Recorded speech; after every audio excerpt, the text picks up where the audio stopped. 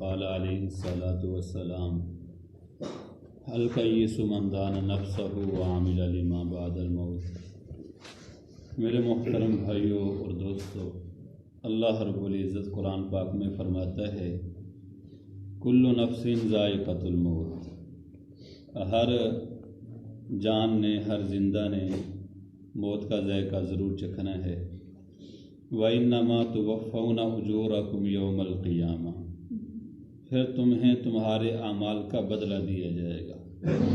فَمَنْ زُحْزِحَ عَنِ النَّارِ وَأُدْخِلَ الْجَنَّةَ فَقَدْ فَازَ، جو شخص جہنم سے بچ گیا، جنت میں داخل ہو گیا، وہ ہے کامیاب۔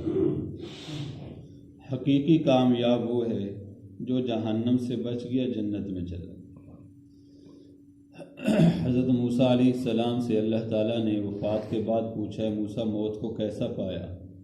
حضرت موسیٰ علیہ السلام نے عرض کیا، اے اللہ، ایسے تھا جیسے زندہ بکری کی کھال اتاری جا رہی ہو، اتنی تکلیف تھی۔ اور ایک روایت میں آتا ہے کہ جیسے پرندے کو کسی برتن میں بند کر کے اس کو آگ کے اوپر رکھ دیا جائے، نہ تو وہ اڑ سکے اور نہ اس کی جان نکلے، اتنی تکلیف تھی۔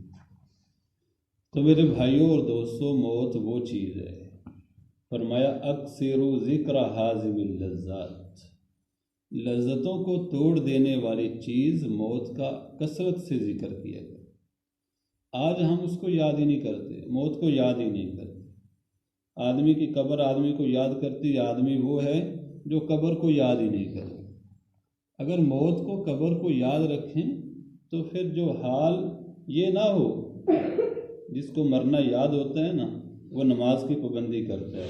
جس کو مرنا یاد ہوتا ہے وہ کسی کو دھوکہ نہیں دیتا۔ جس کو مرنے کا یقین ہوتا ہے وہ کسی کے ساتھ برا نہیں کرتا۔ جس کو مرنا کا یقین ہوتا ہے وہ کسی کے ساتھ برے طریقے سے پیش نہیں آتا۔ جس کو اپنی قبر کے اندر مٹی ہو جانا، گل سڑ جانا، اس کا یقین ہو جائے، پھر وہ ہو نہیں سکتا کہ اس سے گناہ ہو جائے، کہ یہ سارے کے سارے بدن کو قبر کے کیڑے کھانے والے ہیں۔ کان میں سے داخل ہوں گے، ناک میں سے نکل رہے ہوں گے، آنکھوں میں سے داخل ہو کے منہ میں سے نکل رہے ہوں گے۔ حضرت عمر بن عبدالعزیز رحمۃ اللہ علیہ ایک مرتبہ ایک جنازے میں چلے گئے، علیحدہ ہو کے بیٹھ گئے۔ لوگوں نے کہا حضرت آپ اس جنازے کے والی تھے، آپ الگ ہو کر بیٹھ گئے ہیں۔ فرمایا ہاں، مجھے ایک قبر نے آواز دی ہے اور مجھ سے یوں کہا ہے، اے عمر بن عبدالعزیز، تو مجھ سے یہ نہیں پوچھتا کہ میں ان آنے والوں کے ساتھ کیا کرتی ہوں؟ تو انہوں نے فرمایا ہاں بتا کیا کرتی ہے؟ اس نے کہا میں ان کے خون پی لیتی ہوں، ان کے گوشت کھا لیتی ہوں، ان کی کھال کو بھی ختم کر دیتی ہوں، اور بتاؤں ان کی ہڈیوں کے ساتھ کیا کرتی ہوں؟